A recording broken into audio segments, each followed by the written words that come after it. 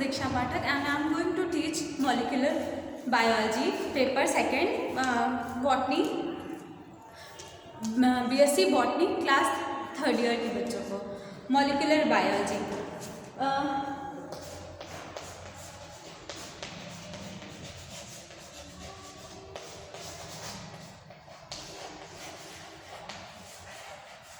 ये paper second है, paper का नाम है मॉलिक्यूलर बायोलॉजी और इसमें यूनिट फर्स्ट है न्यूक्लिक एसिड।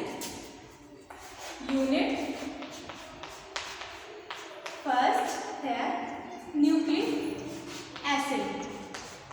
तो न्यूक्लिक एसिड क्या होता है?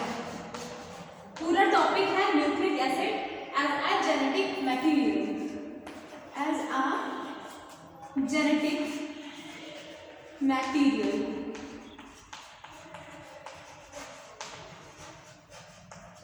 तो सबसे पहले हम आते हैं जेनेटिक मटेरियल क्या होता है। Genetic material from one parent to child there is a from parent to child कुछ चीज़ें होती हैं, कुछ साइंस होते हैं, कुछ सिम्टम्स होते हैं जो ट्रांसफ़र होते हैं। जो कुछ भी ट्रांसफ़र होता है वो थ्रू ट्रांसफ़र होता है जेनेटिक मटेरियल के। और ट्रांसफ़र क्या होता है? वो होता है न्यूक्लिक एसिड्स, और न्यूक्लिक एसिड्स मैसेजेस के थ्रू ट्रांसफ़र होते हैं। तो हम सबसे पहले जानेंगे कि जेनेटिक मटेरियल है क्या।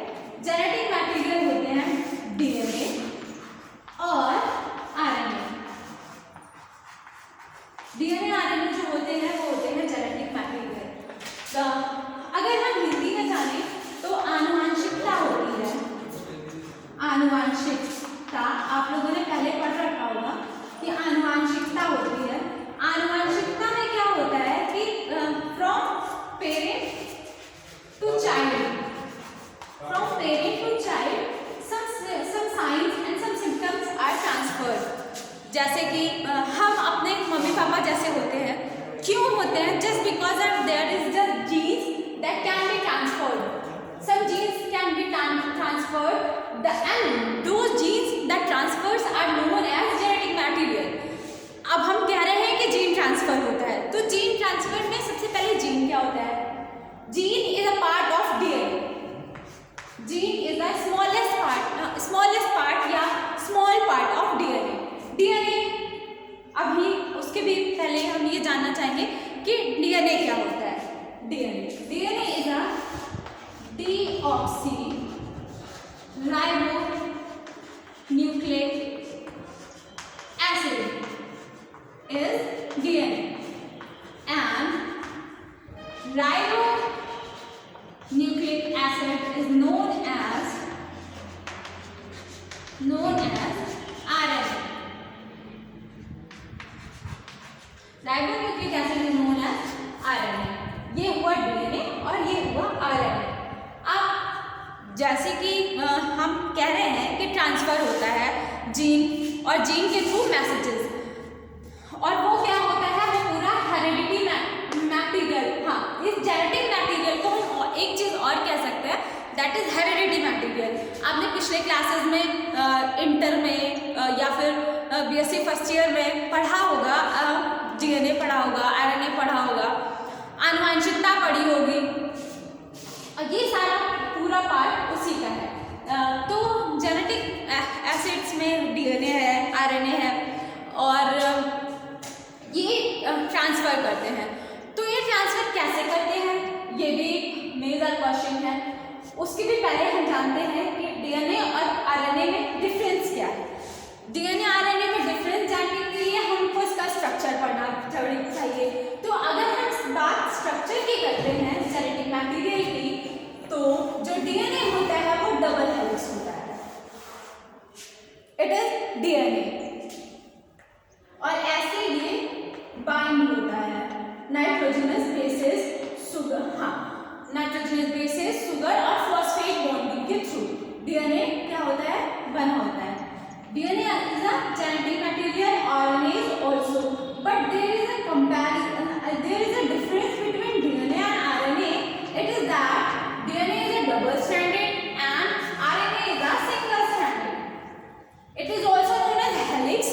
तो we also can say that DNA is a double stranded while RNA is a single stranded genetic material.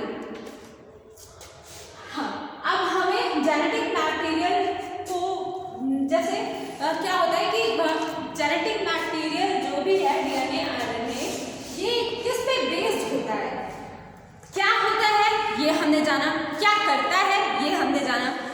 क्या होता है, डीएनए आरएनए होता है, क्या करता है, ट्रांसफर करता है जीन्स को, और जीन्स क्या ट्रांसफर करते हैं, मैसेजेस को। जब मैसेजेस ट्रांसफर होते हैं तो वो ट्रांसफर होते हैं जेनेटिक मटेरियल के थ्रू। तो जेनेटिक मटेरियल डीएनए आरएनए होता है, वो ट्रांसफर करता है जीन्स को। क्यों करता है, ताकि मैसेजेस ट्रांसफर हो पाए। और हाँ, बात आई डीएनए और आरएनए की, तो जो बात करें यूकैरियोट्स और प्रोकैरियोट्स की। आपने पिछली क्लास में पढ़ा होगा कि यूकैरियोट्स और प्रोकैरियोट्स क्या है। तो जो यूकैरियोट्स और प्रोकैरियोट्स हैं ये इनमें मेजर डिफरेंस क्या है और ये क्या है यूकैरियोट्स और प्रोकैरियोट्स। इंटर में या उसके भी पहले हम लोगों ने पढ़ा था प्रोकैरियोट्स क्या होते हैं, पूर्व केंद्रीय cell. This is also known as unicellular cells and eukaryotes are multicellular cells. Multicellular cell पढ़ा होगा आपने, कोशिका एक सेल बायोलॉजी करके जो टॉपिक है मैं उसको भी कवर करूंगी। उसके पहले हम जेनेटिक मटेरियल देख लेते हैं। तो प्रोकैरियोट, यूकैरियोट्स। हमने प्रोकैरियोट्स को यूनिसेल्युलर क्यों कहा, हमने प्रोकैरियोट्स को यूनिसेल्युलर इसलिए कहा क्योंकि वो यूनिसेल्युलर में होते हैं। यूनिसेल्युलर, हम यूनिसेल्युलर से पहले बता देते हैं आपको कि सेल क्या होता है। There is a structure of cell. It is the structure of cell.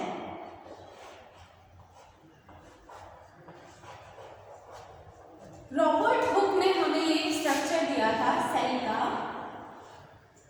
Robert Hooke ने। और इसके अंदर एक होता है न्यूक्लियस, और न्यूक्लियस के अंदर चलिए स्टार्ट करते हैं। ये है सेल और ये है न्यूक्लियस, और न्यूक्लियस के अंदर क्या है हमारा जेनेटिक मटेरियल। और जेनेटिक मटेरियल है क्या, डीएनए और आरएनए। डीएनए और आरएनए। तो अगर हम बात करेंगे यूनिसेल्युलर की, यानी वहां पे सिंगल सेल होगा। अगर हम बात यूनिसेल्युलर की कर रहे हैं तो वहां पे सिंगल सेलुलर होगा। और अगर हम बात करेंगे मल्टीसेलुलर की तो यहां से दूसरा सेल हमारा अटैच्ड होगा, ऐसे करके।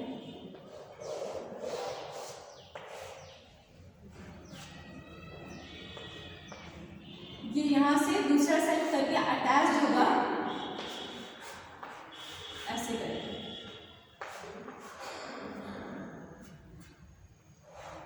ये और ऐसे बहुत सारी सेल्स एक के बाद ऐसे करके जॉइंट्स होती जाएंगी और ये मल्टी सेलुलर में कन्वर्ट होता जाएगा।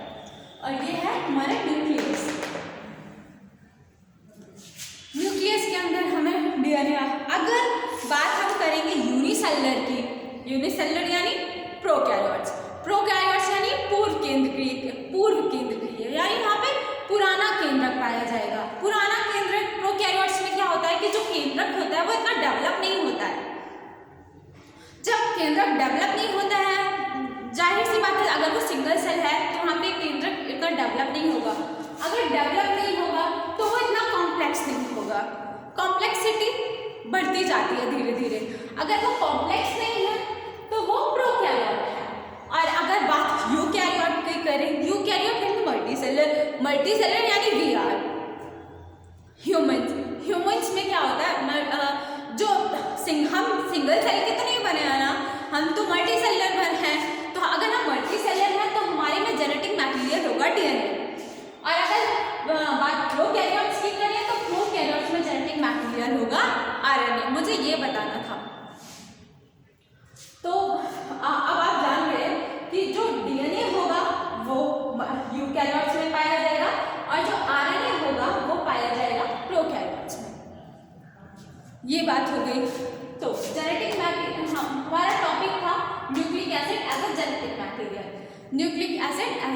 जेनेटिक मटेरियल तो ट्रांसफर हो रहा है। अगर हमसे पूछा गया कि व्हाट इज जेनेटिक मटेरियल, तो जेनेटिक मटेरियल क्या है? Genetic material that can transfer from one generation to another generation to genes, and genes मैंने बताया genes are the part of DNA, genes are the part of DNA. What is DNA? DNA is a deoxyribonucleic acid, और what is RNA? RNA is ribonucleic acid.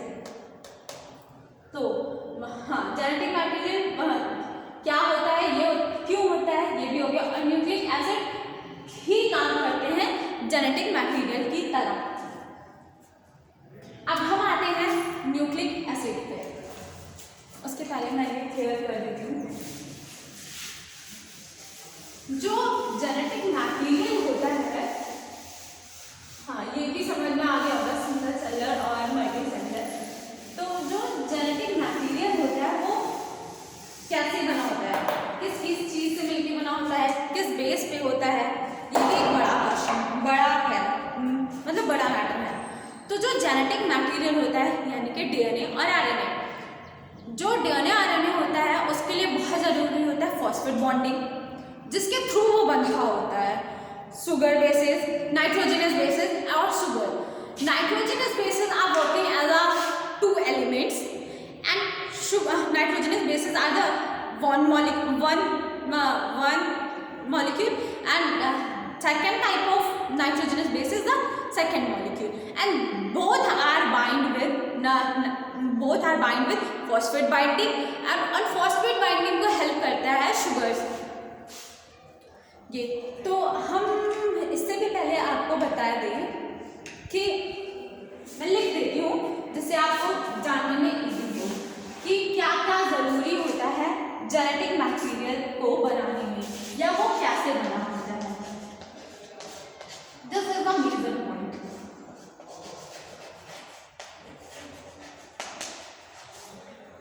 सबसे पहले क्या होता है, क्या चाहिए होता है, नाइट्रोजनस बेसिस।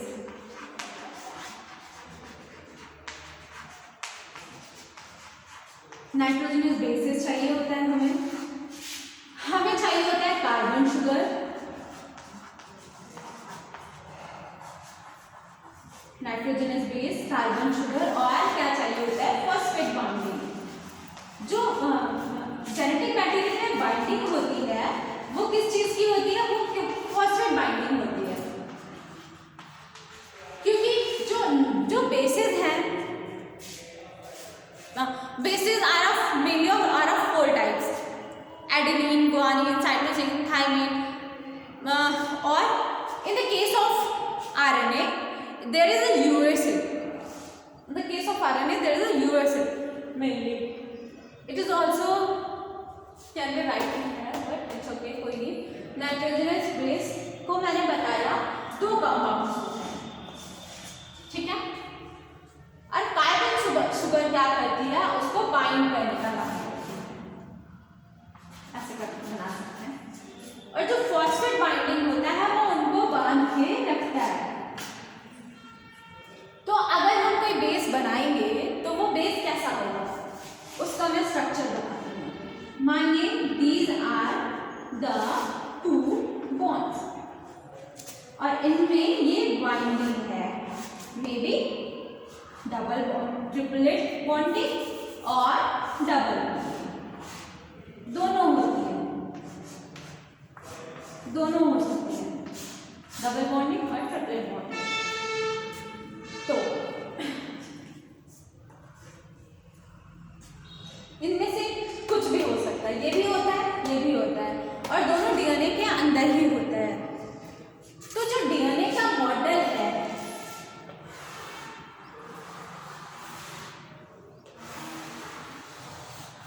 डीएनए का जो मॉडल है ये हमें दिया था साइंटिस्ट वॉटसन एंड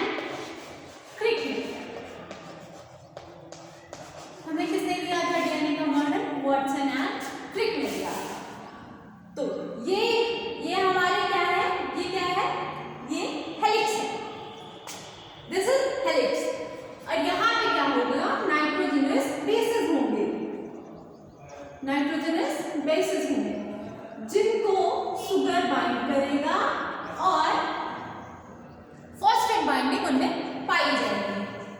कुछ ऐसे स्ट्रक्चर आपने पढ़ा होगा डीएनए का अपनी लास्ट क्लासेस में, ऐसा। जब भी क्या होता था कि जीन्स ट्रांसफर होते थे, तो हमने कहा था कि gene is the small size या पार्ट ऑफ द डीएनए। तो जैसे हमने ये पार्ट अगर यहाँ से कट किया तो this is what is this is gene. ये है जीन। ये स्मॉल पार्ट किसका है? डीएनए का पार्ट है और इसको हम क्या कहेंगे? जीन कहेंगे। ये जीन है। और जब भी हम कहेंगे कि न्यूक्लिक एसिड है जेनेटिक मटेरियल, जो टॉपिक हम पढ़ रहे हैं, तो genetic material, nucleic acid genetic material transfer होता है, तो क्या ही ट्रांसफर होता है? जीन ही ट्रांसफर होता है। ठीक, ये बात हो गई कार्बन शुगर्स की। तो अगर हम बात करें कि why there is a two kind of genetic materials, DNA और आरएनए, तो मैंने आपको बताया कि क्योंकि यहाँ पे सिंगल सेलर होते हैं, मल्टी सेलर होते हैं, ये बताया। प्रोकैरियोट्स बताया, यूकैरियोट्स बताया, और मैंने ये भी बताया कि प्रोकैरियोट्स में मेनली प्रोकैरियोट्स में क्या होता है कि आरएनए पाया जाता है। प्रोकैरियोट्स में आरएनए पाया जाता है, यूकैरियोट्स में डीएनए पाया जाता है। और अगर हम बात शुगर की करें, आइए हम शुगर को समझें, तो अगर हम ध्यान से देखें तो देखिए कि डीएनए का नाम डीऑक्सीराइबोज क्यों है और आरएनए का नाम राइबो न्यूक्लिक एसिड क्यों है? यहाँ भी तो एक बिग मतलब एक अलग सा आ रहा है, क्यों नहीं हमने एक का सेम नाम रख दिया? अरे क्या डिफरेंस है प्रोकैरियोट्स में और यूकैरियोट्स के जेनेटिक मटेरियल में, है ना? एक बड़ी बात। तो ये भी एक बड़ी बात है। मैं बताती हूँ, जस्ट बिकॉज ऑफ शुगर की ही वजह से ये होता है। अगर हम डीएनए की बात करें तो डीएनए में डीऑक्सीराइबो जाती है। अगर आपको डीएनए आरएनए में डिफरेंसेस देखना है तो ये भी बड़ा है कि डीएनए में कौन सा शुगर यूज हो रहा है। तो डीएनए में शुगर हो रहा है डीऑक्सीराइबो, और आरएनए में कौन सी शुगर यूज हो रही है? Ribose. This is the major. हाँ, और अगर बेस की बात करें तो मैंने आपको बताया कि जो यूरेसिल होता है आरएनए में यूरेसिल होता है, बाकी सारे बेसिस सेम होते हैं। मैं लिख के ये भी बता रही हूँ आपको। ये रहा basis, adenine, guanine, cytosine and thymine. These are the चार bases are present in DNA. And if we are talking about the RNA, then there is thymine is missing. In the place of thymine there is a uracil, and here is uracil.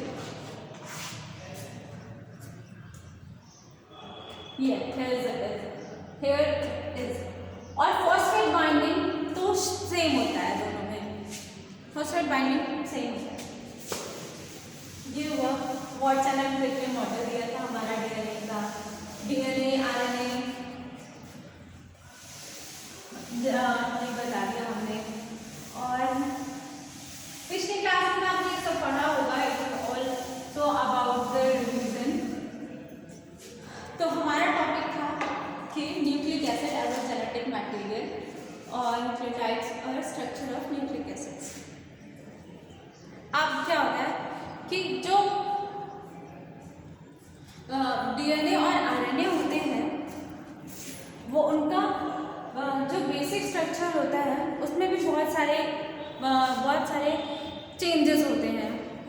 बहुत सारे। सिर्फ इतना नहीं कि उनके basis में changes हैं, उनके शुगर में चेंजेस हैं, और उनके स्ट्रक्चर में चेंज है, और उनके टाइप्स में चेंज है। अगर हम बात डीएनए के टाइप्स की करें तो जेड डीएनए होता है, बी डीएनए होता है, और अगर बात हम आरएनए के टाइप्स करें तो एमआरएनए होता है, टीआरएनए होता है। हाँ, अगर सिर्फ बात एज अ जेनेटिक मटेरियल की हो तो बोथ आर वर्किंग लगभग सेम ही होता है। अब एक होता है प्यूरिन और एक होता है पायरिमिडिन।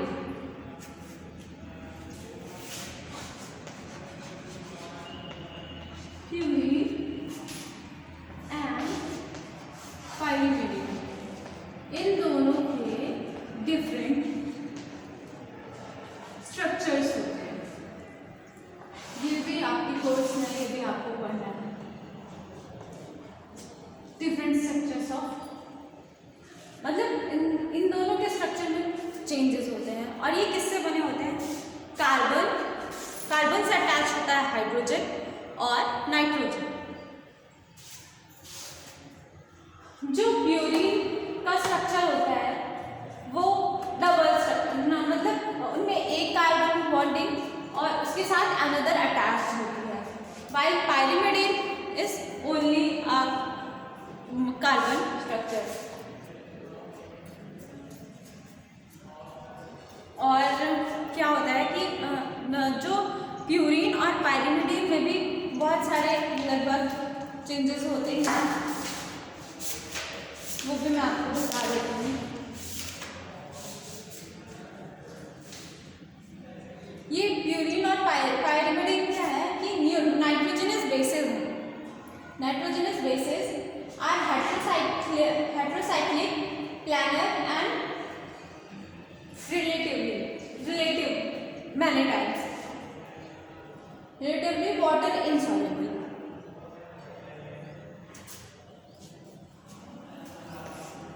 सबसे पहले तो ये क्या है? ये क्या है? ये है नाइट्रोजनस बेसिस, और ये वाटर में insoluble। Mainly purine and pyruvate।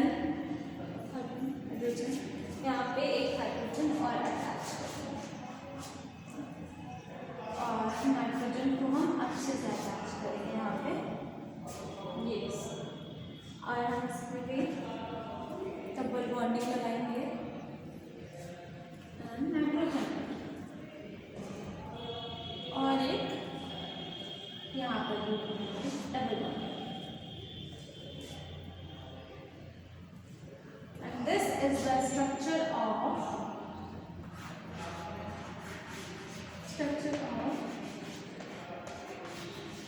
pyramid, and this is the structure of purine. These are the nitrogenous bases.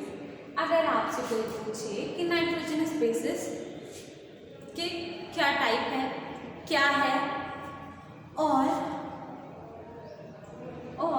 अगर कोई पूछा जा रहा है कि नाइट्रोजनस बेसिस क्या है और वो कितने टाइप्स के होते हैं और कौन कौन से टाइप्स होते हैं, तो जो नाइट्रोजनस बेसिस होते हैं दैट इज अटैच्ड, मतलब जो बेसिस हैं वो बहुत they are the main role in the synthesis of genetic material. और जो नाइट्रोजनस बेस हैं वो मेनली 2 टाइप के हैं, प्यूरिन एंड पायरिमिडिन। और जो प्यूरिन है उसका स्ट्रक्चर ये है और पायरिमिडिन का स्ट्रक्चर ये है। तो genetic material nucleic acid as a genetic material की क्लास में हमने क्या क्या सीखा। तो हमने nucleic acid as a genetic material की क्लास में हमने सीखा कि न्यूक्लिक एसिड क्या होता है, क्यों ट्रांसफ़र होता है, क्या ज़रूरत है उसको ट्रांसफ़र होने की, और क्या क्या होता है, डीएनए होता है, आरएनए होता है, किस किस में क्या क्या होता है, ये हमने देखा। अगर जैसे कि हमने आपको बताया कि यूकैरियोट्स में डीएनए है, तो आपको माइंड में एक क्वेश्चन और आ सकता है कि प्रोकैरियोट्स में आरएनए ट्रांसफ़र हो रहा है, पर प्रोकैरियोट्स में आ क्या रहा है। तो मैंने बताया आपको कि प्रोकैरियोट्स क्या है, सिंगल सेल ऑर्गेनिज्म से, तो उनमें क्या आ सकता है, वायरस आ सकता है, बैक्टीरिया आ सकता है, और सम फंजाई लाइक ईस्ट आ सकता है, ईस्ट। और उनमें जेनेटिक मटेरियल है आरएनए। अभी रिसेंट आपने सुना होगा कि जो कोरोना वायरस है वो क्या है, उनमें हेरिडिटी मटेरियल या जेनेटिक मटेरियल क्या है, उनमें है आरएनए। क्या अगर हम बात करते हैं वायरसेस की, वैसे तो खैर ये बहुत दूर की बात हो गई, पर वायरसेस में दोनों हो सकते हैं, डीएनए भी और आरएनए भी, तो उनकी अलग ही बात है। फिलहाल हम यहाँ पे जेनेटिक मटेरियल की ही बात कर रहे हैं, तो हम यूनिसेलुलर की बात कर सकते हैं, कर भी रहे हैं। वो सिंगल यूनिसेलुलर में चला जाता है, और जो मल्टी सेलुलर में जेनेटिक मटेरियल में आता है वो मेनली डीएनए ही होता है। और डीएनए में क्या क्या और हमने सीखा ये कि जो जेनेटिक मटेरियल है उसको बनने के लिए क्या क्या ज़रूरत है, शुगर, नाइट्रोजनस बेस और फॉस्फेट बॉन्डिंग। तो हमने देखा, और फिर हमने देखा कि नाइट्रोजनस बेस जो है उसके 2 टाइप्स हैं, एक प्यूरिन, दूसरा पायरिमिडिन। तो अब आज के लिए बस इतना ही।